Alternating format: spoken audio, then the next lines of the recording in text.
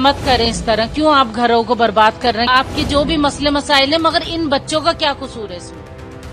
इन बच्चों का क्या मसला है जो बच्चों को जो ना माँ बाप से क्या जुदा करने का मतलब है? ये बच्चे किस तरह रहेंगे? मैं अपने साथ ही अपने बच्चे लेकर जाऊंगी।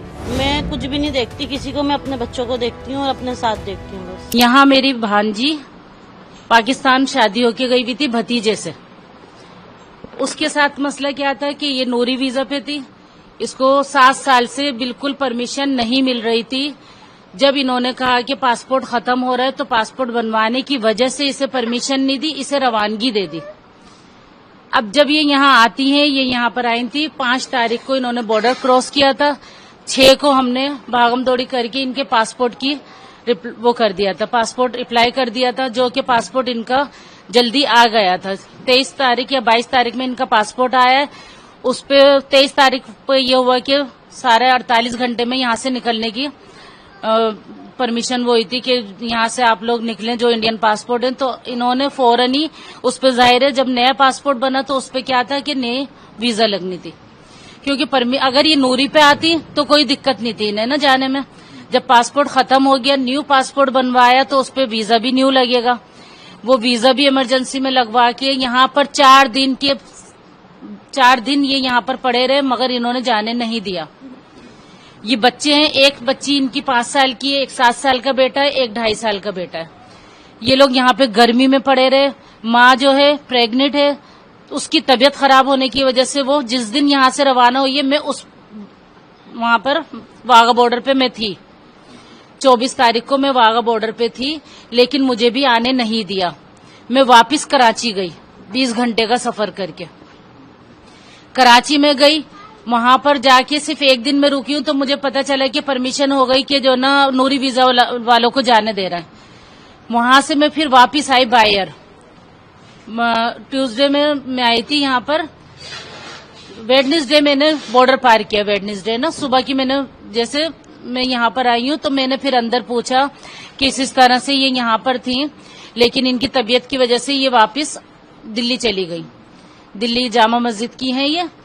अब ये वहां चली गई तो मैंने फिर अंदर जो है काफी लोगों से, इमिग्रेशन वाले हैं और जो है कस्टम ऑफिसर थे, कुछ लोग कह रहे थे कि चलें ठीक है आप जो है ना उन्हें बुला लें, लेकिन ये यहाँ से जा चुकी थी। अब इन्हें बुलाना भी क्या था कि कोई हमारे पास वो नहीं था कि हम किस तरह से किस बिना पे इनको लेकर आए।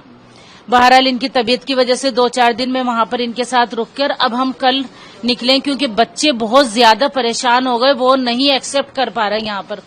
एक तो गर्मी ज्यादा है और दूसरा ये कि माँ बाप दोनों के बगैर नहीं रह सकते। कौन बच्चा रहेगा आज आप बताएं? कोई भी नहीं रह पाएगा। अब इसी वजह से हमने अभी इनके किसी पेरेंट्स को, किसी को नहीं बुलाया वहां पे, कोई किसी रिश्तेदार को या इनके फादर को नहीं बुलाया, इसी वजह से कि पता नहीं अब क्या कंडीशन है। मगर मेरी यही गुजारिश है, रिक्वेस्ट है कि मत करें इस तरह। क्यों आप घरों को बर्बाद कर रहे हैं कि माँ यहाँ है, बच्चे वहां हैं, बच्चे यहाँ है, माँ वहां है। क्योंकि जिस दिन मैं वापस गई हूँ, इतनी एक लेडी रो रही थी कि उसका एक बच्चा यहाँ और फादर यहाँ थे, माँ और बच्चा वहां था।